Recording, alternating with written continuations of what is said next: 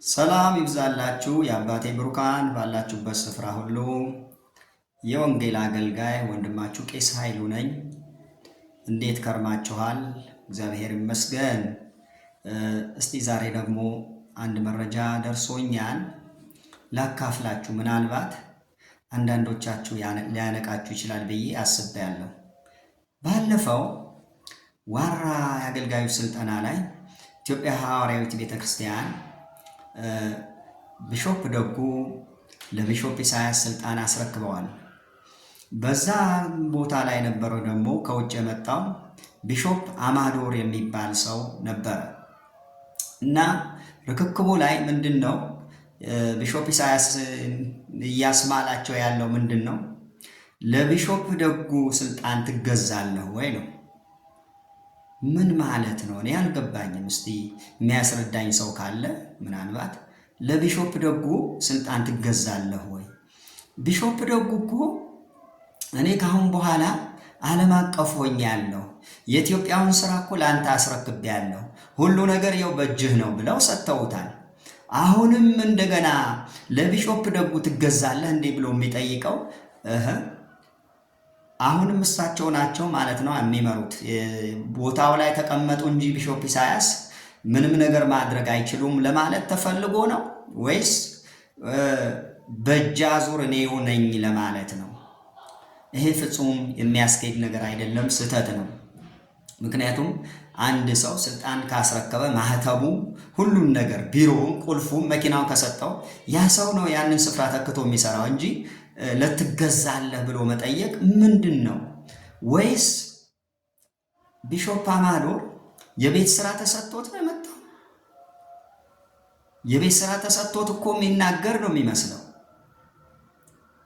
በጣም ያሳዝናል በእውነት።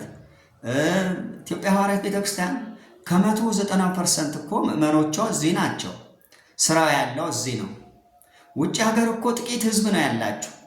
እሳቸውስ እዛ ሆነው ነው የሚመሩት? ዓለም አቀፉ አሜሪካን ሆነው ሊመሩት ነው? አሜሪካን ቁጭ ብለው ይሄኛው ለእሳቸው ሊገዛ ነው? አሁንም እሳቸው ሊመሩት ነው ማለት ነው። እንትኑ እንዲህ ይመስላል። ትገዛለህ ወይ ብሎ መጠየቅ ከባድ ነው። አንደኛ ይሄን ሰው እንዲህ ብለዋል ቢሾፕ አማዶር። ብዙ ዓመት ኢትዮጵያ ተመላልሰዋል። ስለ ኢሳያስ ምንም ብዙ ቀን አይቼው አላውቅም የሚል ነገር ተናግረዋል። ስለ ቢሾፕ ኢሳያስ ይቅርታ፣ እንዴት አያውቁትም? በዚህ ሁሉ ዓመት ሲመላለሱ ቢሮ ይገባሉ፣ ቸርች ይገባሉ፣ ዋራ ይሄዳሉ። እንዴት ስለ ቢሾፕ ኢሳያስ አያውቁም?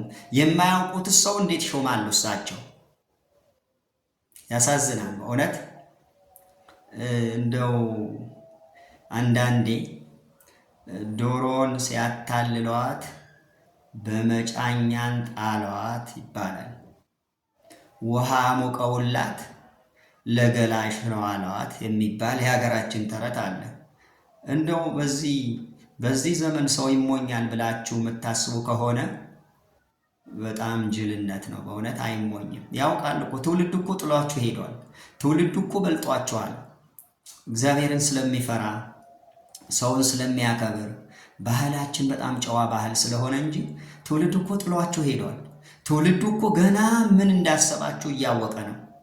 በውስጥ መስመር እኮ እየነገረን እንዲያስበዋል፣ እንዲህ ብለዋል።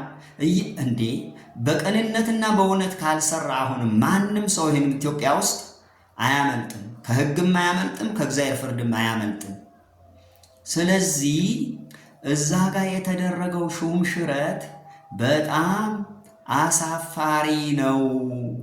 ስልጣን ተሰጥቶ ሰውየው እንደገና ለኔ ስልጣን ትገዛለህ ማለት ምንድን ነው? ራስ ወዳድነት ነው። አሁንም እኔ የበላይ ነኝ ማለት ነው። አሁንም እኔ ባልኩህ መንገድ ነው የምትሄደው ማለት ነው እንጂ አንተ ምንም አታውቅም እንደማለት ይቆጠራል። አስቡበት። ተባረኩ። ቄስ ኃይሉ ዘሪሁን ነኝ። ምናልባት አንዳንዶቻችሁ ሊያነቃችሁ ይችላል ብዬ አስቤ ነው ይሄንን ቪዲዮ የሰራሁት። ቸር ይግጠመን። ሰላሙን